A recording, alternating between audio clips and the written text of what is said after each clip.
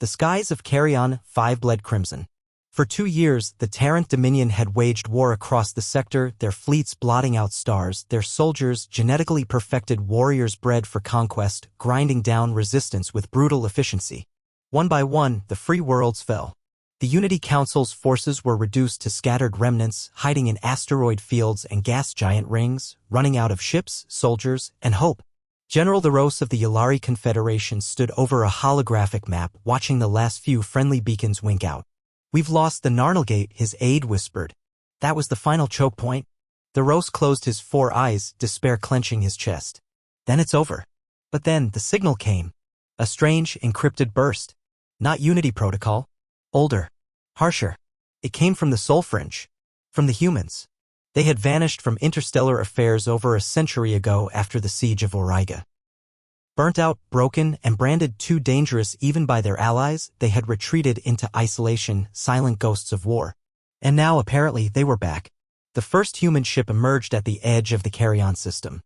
It was not sleek like Taranth cruisers or elegant like Yulari frigates. It was a brutalist wedge of metal scarred from 100 unknown battles. The IHS reckoning. No diplomats. No transmissions. Just a single broadcast on an open frequency. Engaging. It moved like a beast uncaged. In its wake came more vessels, hulking, asymmetric, patched together with unknown alloys and raw hatred. Within hours, they tore through a Taranth patrol fleet 3 times their size. No prisoners. No survivors. General Theros watched the footage with wide eyes. The humans didn't fight like the rest of the galaxy. They didn't flank or retreat or call for backup. They charged. They rammed. They detonated. One corvette, the Bleeding Moon, deliberately collided with a Taranth dreadnought, erupting in a suicide blast that cracked its hull like an egg. "That's madness," whispered a Yulari commander. "That's human," Theros replied grimly. In the weeks that followed, the tide shifted. The humans didn't just destroy Taranth forces, they hunted them.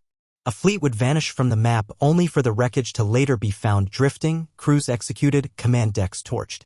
Human squads operated on occupied worlds, slipping into enemy bases and leaving behind only smoke and silence. They had names like Black Echo and Unit 731, names spoken even by Taranth soldiers in hushed, fearful tones. One message intercepted from the Taranth High Command simply read, "The humans are monsters. We are not prepared for monsters."